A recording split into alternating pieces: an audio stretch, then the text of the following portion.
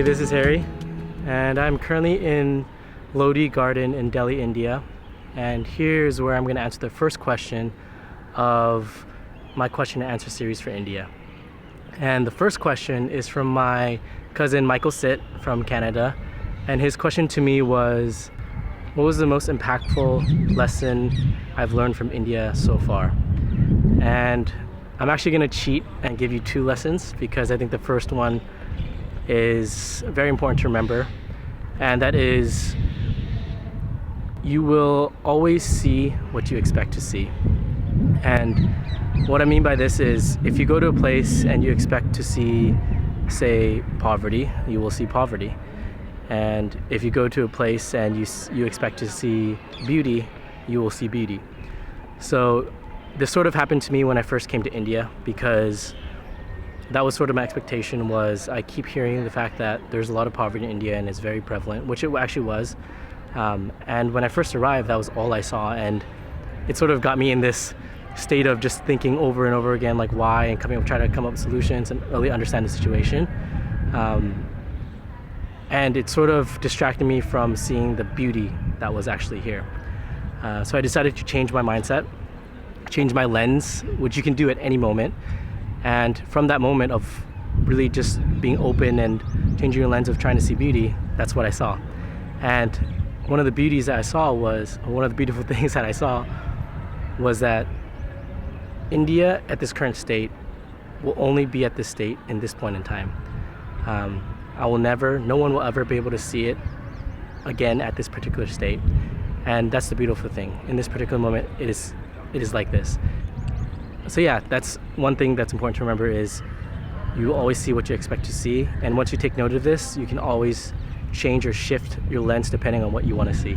And that's very powerful. So the second important lesson that I want to talk about is sort of related to the previous one, and it really did impact me greatly, because as I mentioned in the previous lesson, I came in with the expectation of seeing poverty, and that's exactly what I saw. And in fact, it was quite in my face, because I started off in Bodh Gaya, and that is more on the outskirts. It's not one of the main cities, and more poverty can be seen there. And I would say this really threw me off. Then I went to Bangalore, which is one of the main cities, and here I visited my friend who is on the wealthier end of the spectrum, and his place was extraordinarily beautiful. He lived in this amazing place that looked like a five-star hotel. He had a lot of caretakers in his home. He had drivers take him from place to place. He had personal chefs in his house, several cars. I'm not saying this is a bad thing. I'm just saying that what I saw was a huge contrast between what I was seeing previously, and in terms of the area, the environment, and then in Bangalore with the lavish lifestyle, all in the same place. And not just in different cities in India, within the same city. So like Delhi, for example, you can also see a huge contrast, right? On one side of the street, you'll see really beautiful homes, and on the other side of the street, you'll see slums, where people are struggling to get by for food, for money, and everything. And you'll see kids on the street running around with barely any clothes, begging. And begging is quite common in especially the main cities in India. And that's a whole different issue and setup that I won't talk about here. But yeah, I would say that huge contrast really got me thinking, especially the main questions of why this is, how to solve it, and what the current government is doing. And these are all questions that I tried to answer in the first video, the goals and learnings video. So hopefully I did a good job answering that. So it really got me thinking about those questions and really what people are trying to do to solve it. Because working in an NGO in Delhi really showed me a perspective of individuals working on the social side in Delhi. And what I also saw was the fact that there were so many NGOs in Delhi working on social impact from all around the world, international organizations, local organizations, etc. So then the question is, why are they progressing slowly? Why are they still prevalent?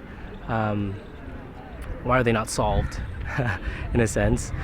And I think this is a good question, and it's still a question in my mind right now. And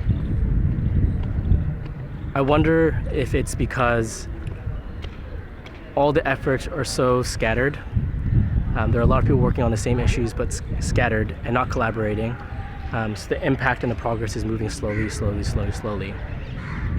And I wonder if there's a better way to create a larger impact towards these social issues.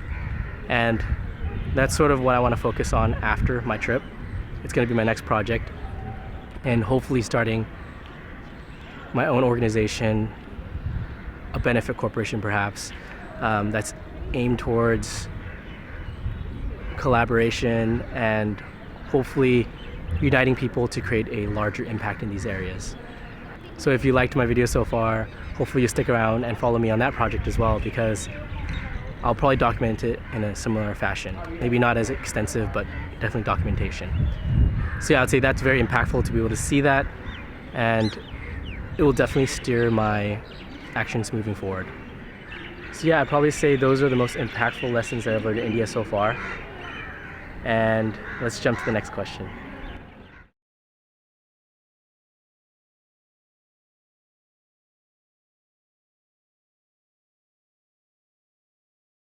Hey, so I'm currently in Haas Khas village in Delhi, India, and this is a very cool and hip place in South Delhi where you can find a lot of really good food. They have a really beautiful lake here. They also have a place called Deer Park over there, and then you have the Haas Khas Fort right here. So if you're ever in Delhi, this is a really cool place to come. And here is where I'm going to answer the second question.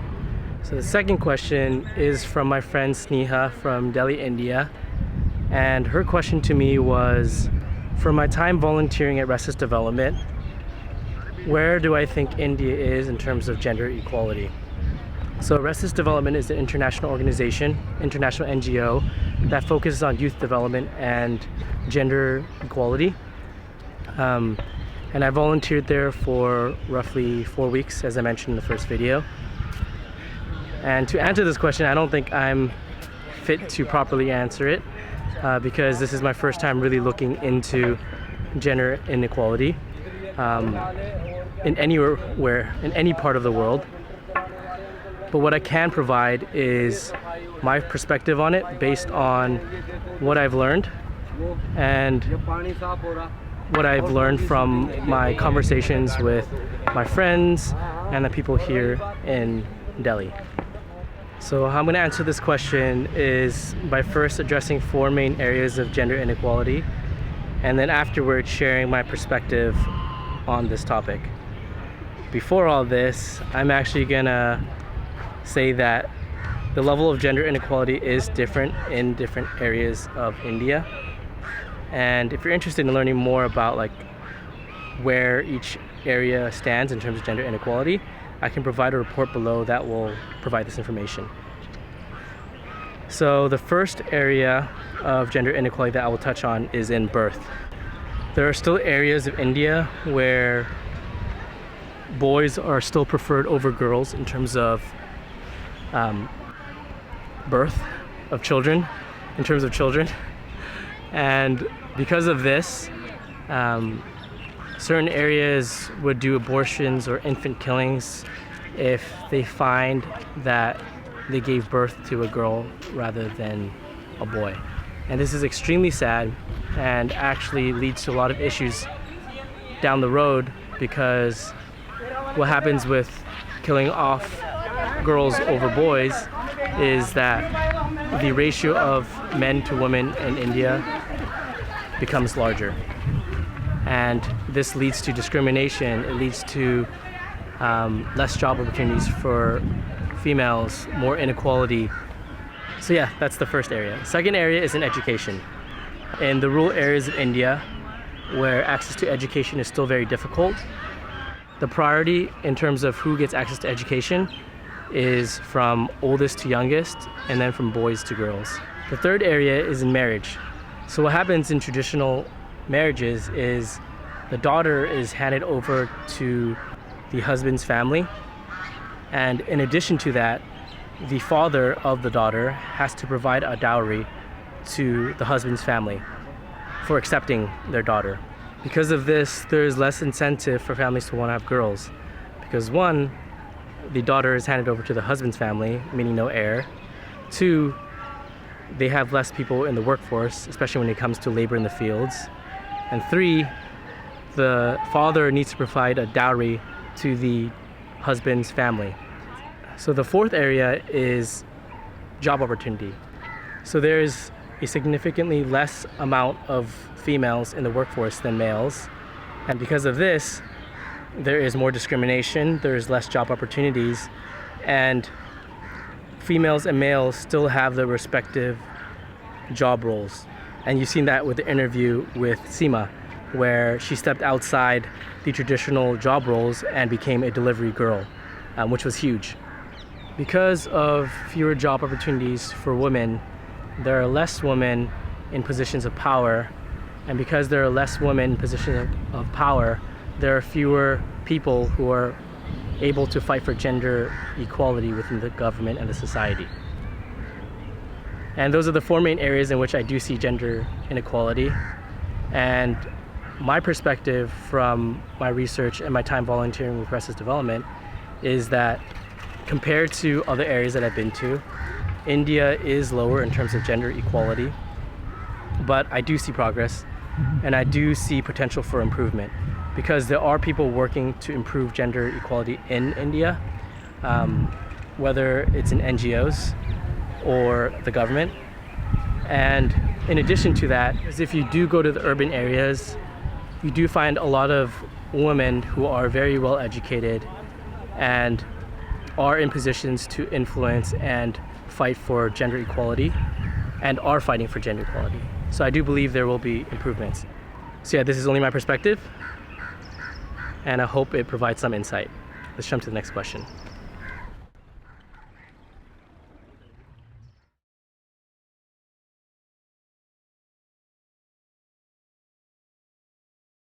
Hey, so I'm currently in a cab ride from Mathura to Delhi because I just celebrated the Holi celebration in Mathura, which was extremely crazy and wild.